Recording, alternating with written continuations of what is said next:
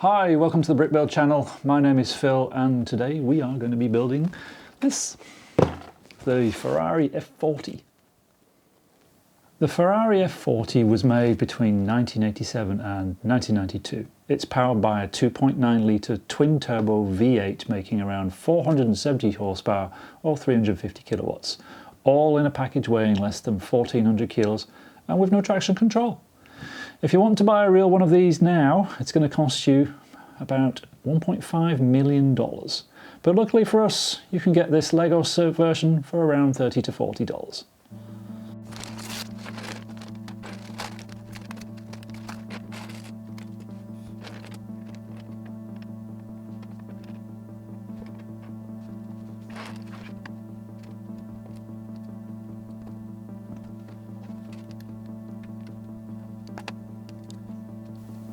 The first ingenious bit of the build is on step 2. There are only 5 studs in the base of this plate, but if you use rounded plates, you can fit 6 studs across the width of the car. Clever.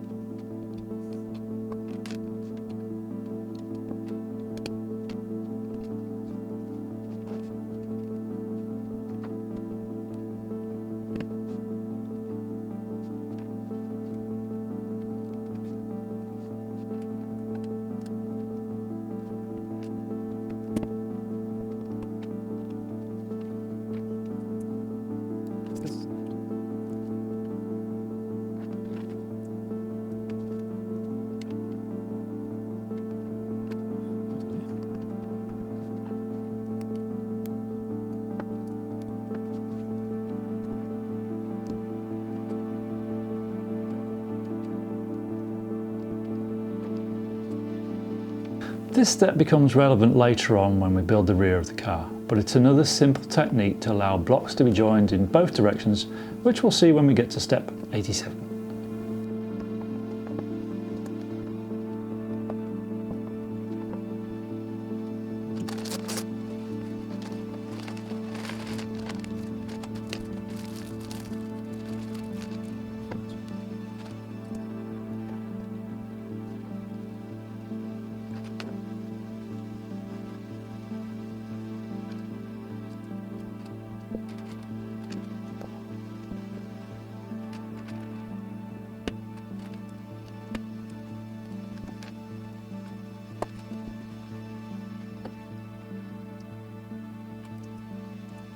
The doors faithfully match the real car design, where there is a gap behind the front wheels to allow hot air from the brakes to escape.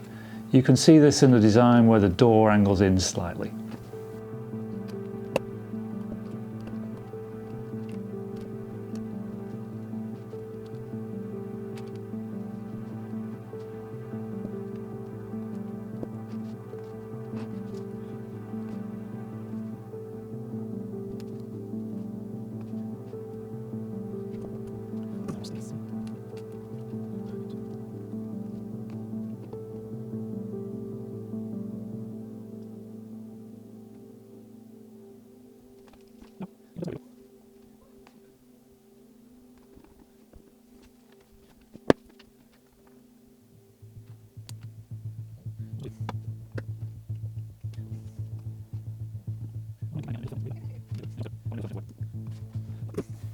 The rear engine cover is probably the most advanced technique of the whole build. When you look at it from the side, you can see the cover angle matches the sloping plate exactly. How have they done that? Looking at it carefully, you can see it's sloping down half a plate height at a time. If you compare it with a much simpler build, which steps down 1 plate at a time, you can see the difference. But if we did it that way, it wouldn't look right, so hats off to Lego designers for coming up with this technique.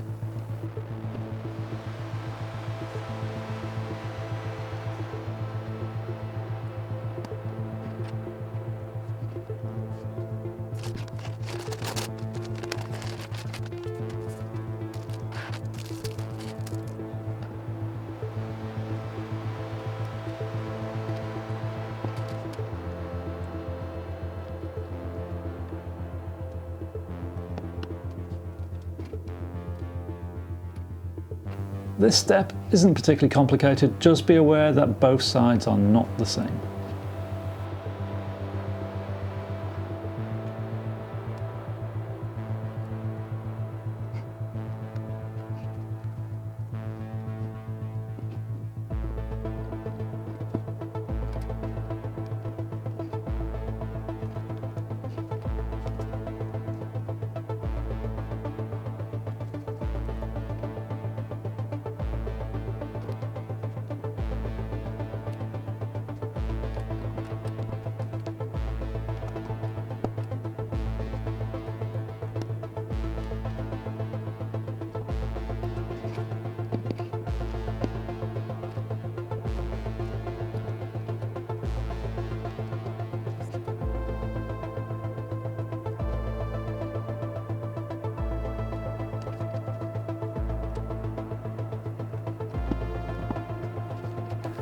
In steps 67 to 73 we start building the front splitter and use various techniques to get the spacing right for both the bonnet and the front light cluster.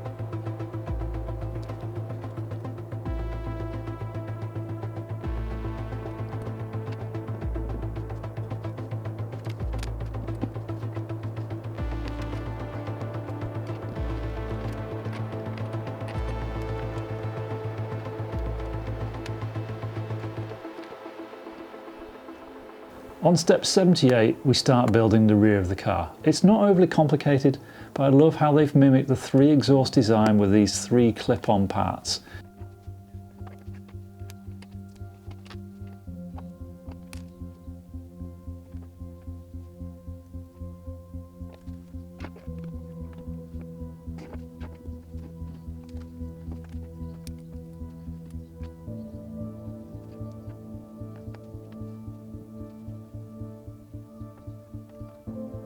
If you're wondering why they've used the double Technic plate parts for the rear light mounts, you'll see why in step 97, where smooth plates with clips use the Technic parts to attach to the car.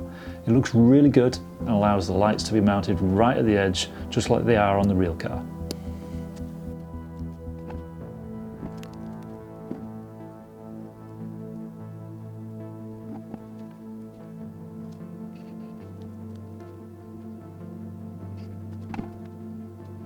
One final piece of ingenuity before we finish the build, and that's the use of red spoons as wing mirrors. It's surprising how well this works.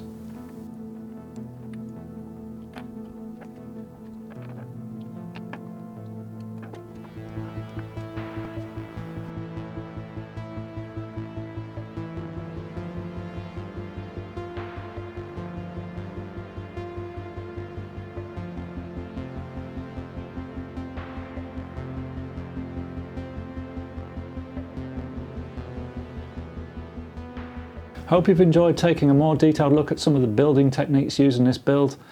If you enjoyed the video, don't forget to like and subscribe, and we'll see you in the next one.